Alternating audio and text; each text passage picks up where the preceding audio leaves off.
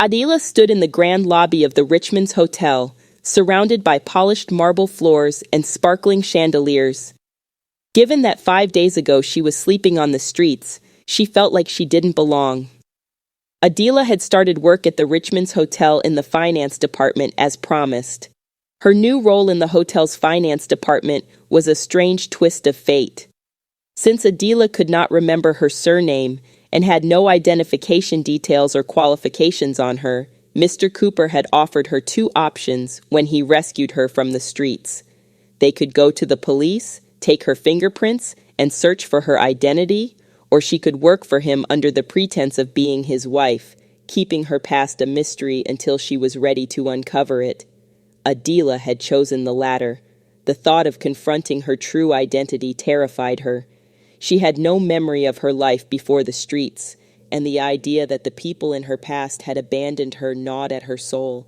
What if she had been unloved? What if no one had looked for her? "I need time, Mr. Cooper," she had told him, her voice trembling with uncertainty. "I need to figure out what happened on my own before I go to the police." Mr. Cooper, a tall, handsome, kind man with a soft yet commanding presence, had nodded gently. "Take all the time you need. You can stay here, work at the hotel, and when you're ready, we'll face the truth together." And so Adilah became Mrs. Cooper, the CEO's wife. The staff didn't ask questions, and neither did the guests.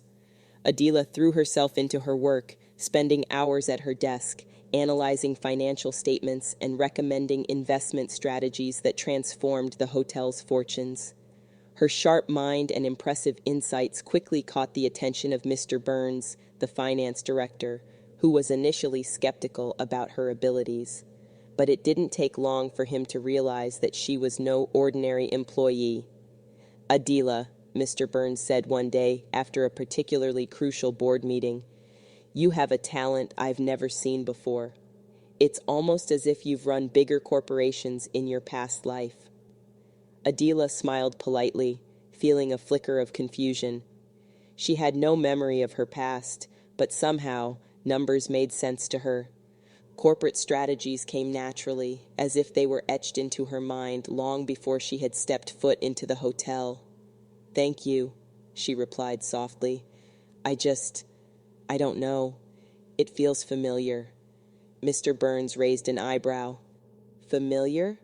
You're a mystery, Mrs. Cooper." He chuckled, though there was an underlying curiosity in his tone. "But I won't pry. Keep up the good work." As the months passed, Adilah and Mr. Cooper's bond grew stronger. Though their arrangement was meant to be a cover, they had fallen into a comfortable routine. He would pick her up after work, and they would have dinner at a cozy restaurant or cook together in his sleek, modern kitchen. Sometimes, while chopping vegetables or stirring sauces, Adilah would be hit with brief flashes of memory, her mother's hands guiding hers as she learned to cook, the warmth of a family kitchen filled with laughter. "You know what? I think my mother taught me how to cook," she said one evening, her voice distant as she placed a dish on the table. Mr. Cooper smiled, though a flicker of sadness crossed his face. "I'm glad you're starting to remember things. One day, you'll piece it all together, and when you do, I'll be here to help you find your family." Adilah hesitated, feeling a strange heaviness in her chest. "My family," she whispered. "If they wanted me, wouldn't they have found me by now?" Mr. Cooper reached across the table and squeezed her hand. "Maybe they've been looking all this time. Or maybe you needed to find yourself first."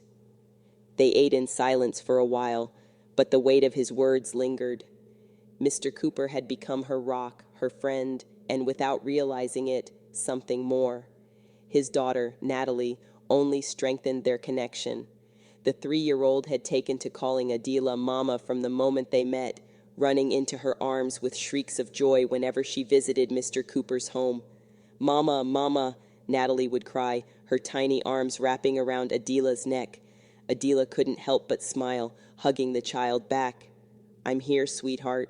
The first time Natalie had called her that, Mr. Cooper had chuckled nervously, but now he just watched them with a soft smile. Adilah had grown so attached to Natalie, and sometimes she wondered if she could truly be a mother. One night, as she read a bedtime story to Natalie, a sudden memory struck her. She remembered being pregnant, the feeling of a child growing inside her, and reading aloud to her unborn baby. The memory was hazy, but it was there. I think I had a baby once, Adilah said quietly, her voice trembling as she shared the thought with Mr. Cooper.